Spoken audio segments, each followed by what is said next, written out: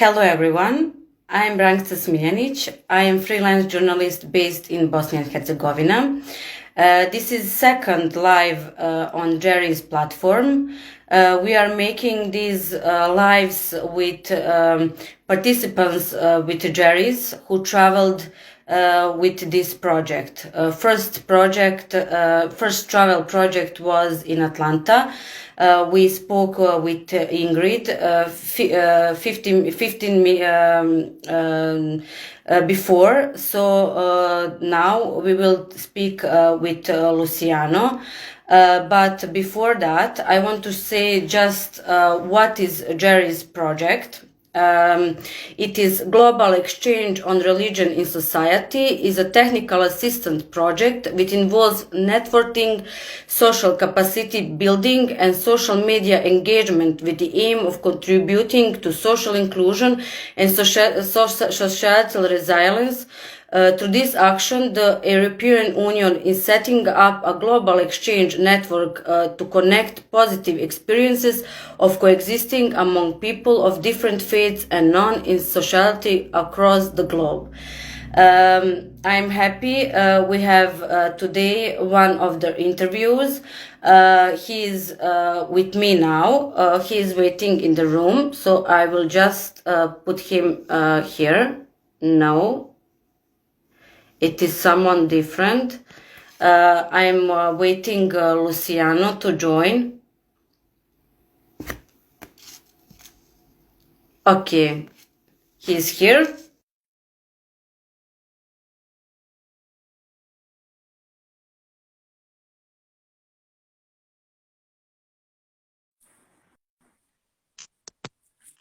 Hello, can you see me? Yes, hello Luciano. I'm We happy had to see technical you. problems before. Yes, I saw you have some problems to connect and Yeah. I just stopped and started the new one. So it is okay. Happy to see you. The same for me. How are you doing? I Are am you in good. Bosnia? Yes, I am in Bosnia. We need to say to people who are watching us that we will speak about the trip to Bosnia and Herzegovina. We had Yeah. interview before some days with Ingrid. She spoke about her travel to Atlanta. There are more travels to come. I will just say shortly that there is a travel to South Africa, Morocco, USA it was, Belgium and Indonesia. So I'm very happy to speak with you about travel in Bosnia and Herzegovina because it is my country. And I want to just ask you in the beginning, can you tell me how did you find out for GERIS and what is your occupation? What are you doing? And where are you from, of course? Well, I will start with the second question about myself or presenting myself. Well, for the audience, my name is Luciano. I'm a professor here in Buenos Aires, Argentina. I'm lecturing some philosophical and theoretical subjects at the Catholic University of La Plata, which is the capital or the federal district of our province. In Argentina, we have 24 provinces, and one of the provinces is Buenos Aires, and the capital of the province is La Plata. So I teach there in the faculty. And I would like also to describe myself as a Christian, because in fact I see reality, I interpret reality from this perspective. So I would like to say that I'm a professor and also a Christian, open to all relations, open to all culture, and consider that interculturality and interreligious dialogue is essential for sustainable development.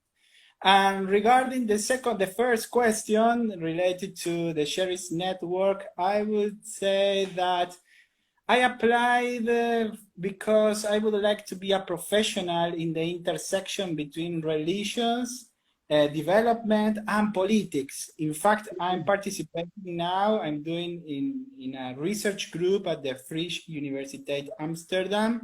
I'm doing it virtually because I'm doing a PhD there in philosophy.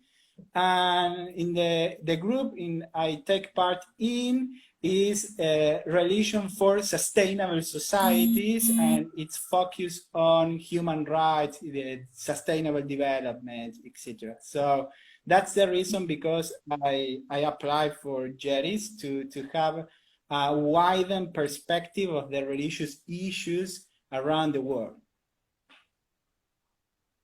That is very good. I didn't spoke with professors about this, and it is very good to hear your voice because when you speak, you said you have that little Spanish in you, and I get it now. I get it now, really. So it is very nice. Um, when you said you want to explore more about these topics, you were traveling to Bosnia and Herzegovina. Many stuff to see, many stuff to hear. It is very, not because just it is my country, but it's very religious. Many religion to have and people to live in one place. And you visited, as far as I know, three cities, Sarajevo, Mostar, and Banja Luka. I'm living in Banja Luka, so it is very nice to hear. But I like Mostar a lot. Mostar is a very beautiful city. So can you tell me about this trip? What did you saw and what did you learn? Well, it's a tough question because we visit a lot of places, as you said, and all of them are very interesting, are full of history, full of culture, full of war also there. But it's a reality behind in the background, we can say, of the culture of Bosnia and Herzegovina. I prefer to talk about well, you can correct me if I remember wrong the name, but the National Historical Museum of Bosnia and Herzegovina in Sarajevo. I'm correct, it's the correct name, the National Historical Yes, Museum. yes. Okay, yes, it surprised me because you can see there what the war was for Bosnia and Herzegovina, for the society, how it's in the middle of culture as an element there. What brought my attention especially was some kind of work of art, which is when you go to the step floor, to the ground, to the first floor by the stair, you can see some kind of iron sheet or copper sheet with a lot of representation of people working there.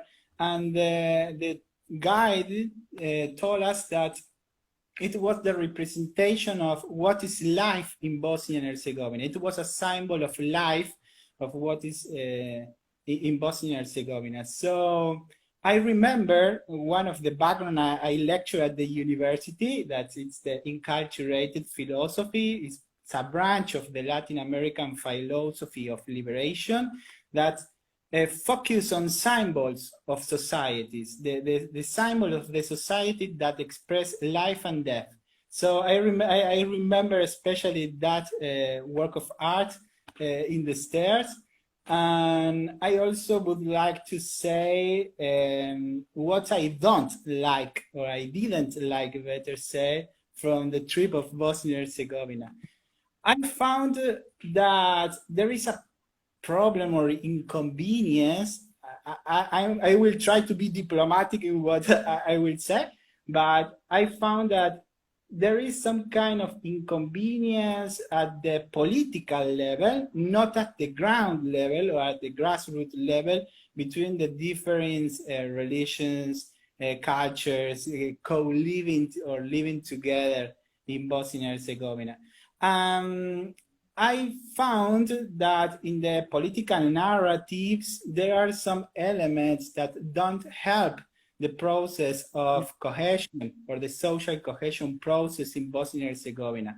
But at the grassroots level, when you walk across Sarajevo or across Banja Luka, etc., you can see people of different cultures, of different religions talking together. So I think that in this case, politics is more than a problem than a solution. It could be the solution, or it should be better say the solution, because it's manage the public power in Bosnia and Herzegovina. But well, the configuration now of or the power is that. So it's important to have a program of the European Union. They are trying to change the vision or support the vision, change behavior. So I think that's my perspective of the trip. You know, when you said that that you saw many cultures here and religion on the streets of Sarajevo and people walking, when you speak with people who are not living here, people are very scared. They think that we have war still here. You know, it's like Wild West here, and people are, you are not safe. People think you are not safe in our country because many stuff is happening. We are at the bridge, of the Europe, and it's very difficult. Everything that happens somehow includes us, even if we are really small country, but it really happens. When you said about politics, you are, how to say, right, because in this country, politicians are, many of them are corrupted, and they are not thinking on well-being of their people. I'm saying this, it's not like I'm saying something new. People from my country know. It's not even difficult to say out loud, because everyone is saying that. So it's not something, we need to hush people, no, we can't say that or something like that. But we have, like, people freedom to speak, which is not common to many countries. So it's very good. I remember one of the participants here on GERIS, when we had a Zoom meeting. He said, "I'm very scared to come to Bosnia and Herzegovina because of the narratives, And it's it's not like that." I said, no, it's not like that. Really, if I'm living here and I'm girl, nothing is happening to me. You can come also. People won't do nothing to you, and that's how it is. But when you see the people here, is it same in Argentina? Do you see similarity with religion here in Bosnia and Herzegovina with Argentina? Can you put the line and say this is similar and this is no, it's not similar? It's a very interesting question, because here in Argentina we have something similar to Bosnia and Herzegovina and something very different to your country. What we have in similarity is that both countries are a mixture of cultures. In fact, Argentina, as most of the Latin American countries from Mexico to Argentina, we were some colony of the Kingdom of Spain. So we have, in fact, the same language. We have, I don't know what's the distance between Mexico to Argentina, but it should be about 10,000 kilometers. So there is a lot of space talking about the same language. So we received a lot of people coming from Europe between the two world wars. A lot of Italians, a lot of French people, a lot of German, a lot of Spanish people. So we are a mixture of culture. And that's a similarity between Argentina and Bosnia and Herzegovina. But here, the mixture wasn't a problem. In fact, it was a need of the country, because we have a very large country with a lot of kilometers. I don't know, from Ushuaia, the southern city, to La Quiaca, the northern city of Argentina. We have at about 3,000 kilometers. And from the Los Andes, the mountain chains, to the river of La Plata, from the west to the east, we have about 1,500, 1,700 kilometers. So it's a very large country. In some ways similar to Kazakhstan in the territory. It's a very big country. So we needed at the beginning of our history the people from other parts of the world. So from the beginning, we are a mixture of culture country, if you want to say in that way. We, the mixture of culture is part of our structure, our social structure is part of our culture. I will not say that here we don't have any discrimination practices. That's another thing. Okay, we discriminate people coming from nearest country, Chile, Paraguay, Uruguay, etc. But in fact, if we talk with people at the grassroots level, you will notice that most of our ascendant, at least one of our ascendant, come from Europe and from other culture. So that's the difference, I think so. When you said about stereotypes, what your stereotype was about Bosnia and Herzegovina? I'm sure when you were, starting to travel to Bosnia and Herzegovina, you wanted to familiar yourself with the travel to Bosnia and Herzegovina to see what is there, about, I don't know, people, food, or places, or something like that. So what was your stereotype? What was, came true? You said this is stereotype. I thought maybe it wasn't true, but what stereotype wasn't true? Because I know about other countries. We hear a lot, and when you come there, you say, "No, that's not true," or "Yeah, that's that." Okay. In fact, I will be realistic and I would say that I didn't do any kind of research about Bosnia and Herzegovina before traveling, but for one reason, because I wouldn't like to, or in fact, in life, I don't like to make a stereotype about things. I prefer to experience from myself. Because Very I diplomatic answer. You could be politician. well, if I'm a politician here, I participated in one government, in the local government of my city between 2016 and 2019. I was the director of worship, the public servant in charge of the relationship between the religions and the government. So I have some political experience. Some of my answers can be political too. Yes, I can notice. I can notice diplomatic answer. I didn't research or something like that, but I believe you. I believe you because I'm, journalist, and always I like to research some things and read and something like that. So whenever I go somewhere, I just want to, familiar myself to see what will, happen to me, or what will I do, or something like that. But we have three beautiful cities. I am now, very, because it's my country. Which did you like the best? And what did you learn from each of that city? You don't Okay. have to say much, but you saw many stuff. You can remember something to say. Well, another difficult question to answer.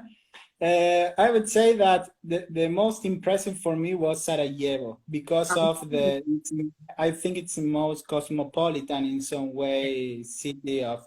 So in fact, from the hotel, I could see one of the most important mosque there. So I had a night beauty at night during the day. The co-living with Muslim is not something usual here in Argentina. We have communities of Muslim here, but it's not usual. Most of us are Christian and especially Catholic, in particular Catholic ones.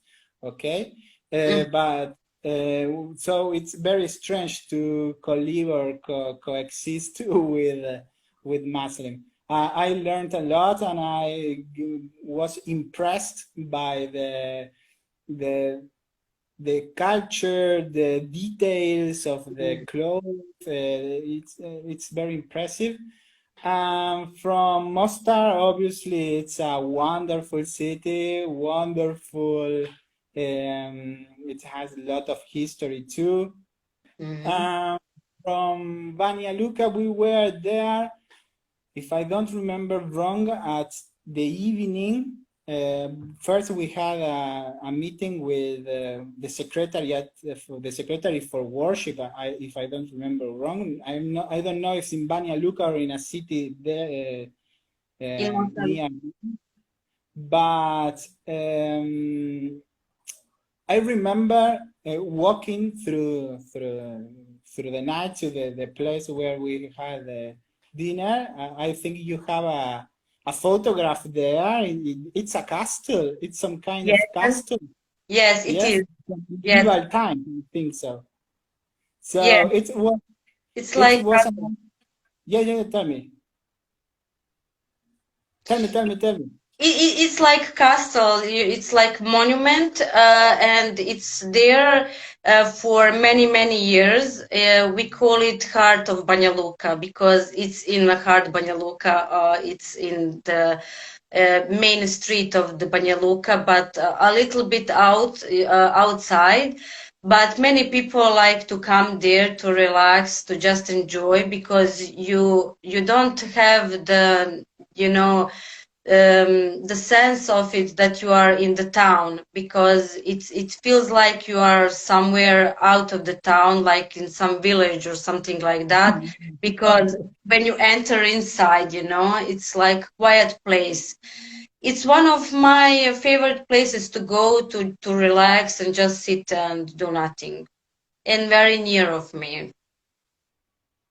Yeah, absolutely. It's fantastic because you feel that you are in the medieval times or in some kind of yeah, in I don't know, 1,253 years ago. I don't know. But one of the most important things I saw about the city is it's full of young people. It's not the case of Sarajevo or Mostar. I don't know if you have there a lot of universities or a very popular university, but I saw a lot of young people, a lot of families living there. What's the reality in that way? Many young people are going out, they don't want to live in Banja Luka or any other city in our country, but it is university city, and it's very staged. It is in that area where you were walking or something like that, because many young people are here now on studies, and they just want to go out because we had lockdowns, pandemic, and everything, so they are out. But not many young people. It's just like it can fool you, because the statistics say that there is more people who are older than younger. Huh? We are more people of the old ones, not young ones, and we don't have many of them who are getting pregnant or something like that. So we have more people. Many families also leave from here, because if you saw here when you were on travel, it is a low how to say, uh, for people to live on budget. Many people, not many people are rich, many people are poor.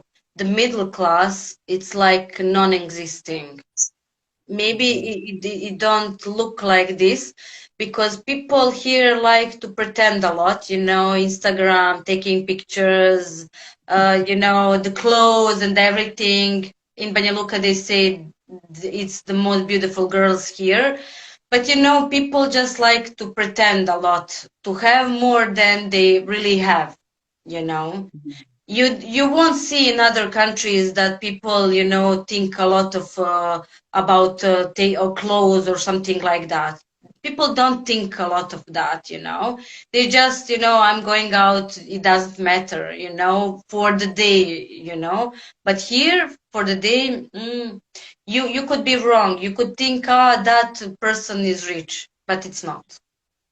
Okay, but something that I was impressed on it was that here in Argentina we have a lot of poor neighborhoods, people living in very inhuman conditions. In fact, for example, 40% of our country is poor. 7 of 10 children in our country is poor, and we can see the lines dividing some part of the city between the purest part of the city, not with a wall and nothing like that, but you can see the contrast between the two parts of our city. We have a very large middle class also here in Argentina, and a very little rich one. But something that I was impressed that was that I didn't see, I don't know, maybe perhaps you can tell me, but I didn't see, and I talked about this with one of the other members of the GERIS network living in Guatemala, Erwin, that we didn't see that kind of inhuman houses or pure houses everywhere, like it's happening in most of our countries in Latin America. Do you have some places or neighborhoods in which there are a lot of poor people living together? For example, here we have a neighborhood of 40,000 people living together. We can think of the favelas in Brazil with, I don't know, 100,000 people. Do you have this kind of neighborhoods? We have it, but like I say, many of people like to pretend, and even to, make the house from outside to look better than the inside. You have the house that looks maybe a little bit better from outside, but you don't have the spoon in your house to eat. That's that kind of people. But we have problems here in villages, because our countries have a lot of villages, and there people, you can see, like maybe in your neighborhoods, how they are living, because in the cities, when it's main cities, Sarajevo and Banja Luka, you won't see that in, main streets or something like that. Maybe like in other countries, but in some other, closed streets, you will see. But of course, when you're traveling, people always like to show you the best parts of, they don't want to show you how people are, living in bad conditions or something like that. But even that, I think it should be, shown.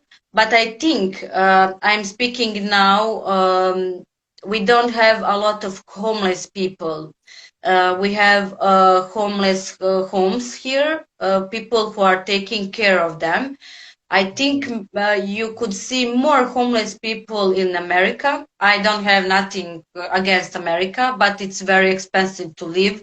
The mortgages and living, to pay rent or something like that, it's very huge. I don't say it's not huge here for our standard. Believe me, people really don't have, to buy elementary food. It's maybe it's sad to say, but it's the truth to say.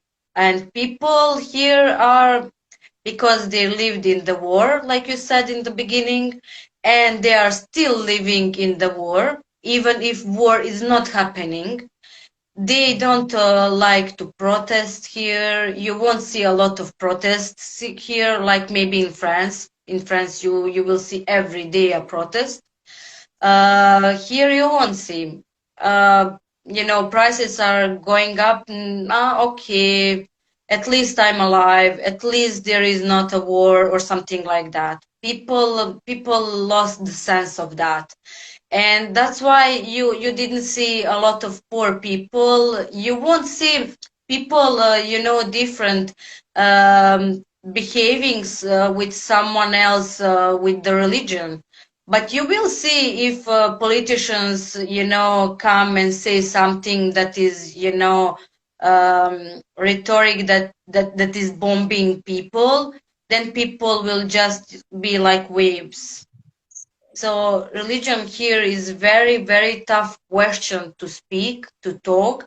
Like you said, it's very difficult to answer. And I know it's difficult because I'm living here. You were here for a few days and it's very, how to say, a little time to see everything. But I'm here, but I'm really happy to hear from you that there is some similarities with Argentina, that no matter where we travel, to be honest, there are similarities with people. It's not it's not too far away with people. We just need to travel. Like I said to Ingrid, I think we need to travel a lot so people can see really what is happening from first hand. You can't be scared about one country to travel, but when you come there, you see, oh, I was scared for nothing. Yeah, in fact, for our specific topic of our group, which is active citizenship, we especially need to travel to see other cultures, to know other histories, to know how others' idiosyncrasies, other way of thinking reality. For example, as I told you, I have never co-lived with people professing Islam, and it was something really interesting and something really new for me. But because we, in some way, we are shaped to think about reality or interpret reality from our lens, our pair of glasses. So we need to see our other pair of glasses to see our reality in other way. So I think it's very important to travel, to have experience with people coming from other culture, from other languages. We don't have to consider differences as something bad or dangerous, but on the contrary, as something fruitful, as something that is rewarding and that can teach us a lot of things about how to live in our cities. I agree. I agree. Also, when we said about something that is different from Argentina and something that is similar to Argentina, what can you say that you maybe didn't expect to see in Bosnia and Herzegovina? What I didn't expect to see, the division. One of my favorite questions to everyone there in Bosnia Herzegovina was, why are you still together? If you have all the difference that you say you have, why are you living together? And everyone answered me with the same question: because of the land. Our ancestors, ascendants, lived here. So, well, take advantage of that answer and live together in the same land as one people, as a mixed cultural people, but live together. You can't, you can't divide. You can't go, you can just live because that person said, it's the land, you can't go from anywhere. It is Bosnia and Herzegovina, it's Federation of Bosnia and Herzegovina, it is Republic of Srpska and Brčko district. So it is a lot of parts of the country, but people still living the same in one country. It is very difficult to explain people what is ethnicity, what is Republic of Srpska. It is not a country like Serbia, because many people have a mixture of that, because people think it's the same. That we belong to Serbia, but we don't, because I'm living in Republic of Srpska. So people think that is like Serbia, like other country. But it's very difficult to explain people that even though we are in, a mixture of religion, that we somehow also respect other people. We have friends from other religions. We have many people have married to someone from other religion, and people are living here for years. And people are not going from this country, believe it or not, because of the religion. They are going because of politicians, because small paychecks, they can't live here. People where you are working don't respect you or something like that, and you just leave. And it's really, to say in the end, it's not about religion. I'm not even just saying that because I'm living here, but if you ask other people, it's just on the moments when people are on fire and saying bad stuff to other people. And it is when politicians start to speak. Yeah, yeah. One thing that I was impacted when I was walking through one of the main avenues I don't know, in Banja Luka or in Put, in Republic of Srpska, was the Serbian flags. For me, it was something that impacted me a lot, because here in our country, in Argentina or in Brazil, in Chile, in Uruguay, in Italy or in France, you have only one flag in your country. Having flags of other countries in your country is something that is prohibited, or is something that is not well seen. So it impacted me a lot. It's not something prescribed by law, but it's not so common to see a Brazilian flag here in Argentina. Maybe in a court when let's say Argentina played a football game with Brazil, but not any elsewhere, not anymore, not any other place. Okay, so it impacted me a lot to see the flags of Serbia in the middle of an avenue in the Republika Srpska. It was something really strange, something really weird for me. Yes, because it's our friendly country, so people maybe put it or something like that. But in our country, there are, a lot of nonsense, how to say, for other people who are coming here. So so it's not something that I shouldn't expect you to say. I wanted even to ask you what was something, you didn't expect to see, but you told me now.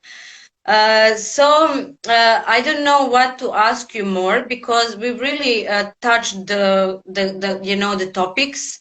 You answered me about everything. It's not.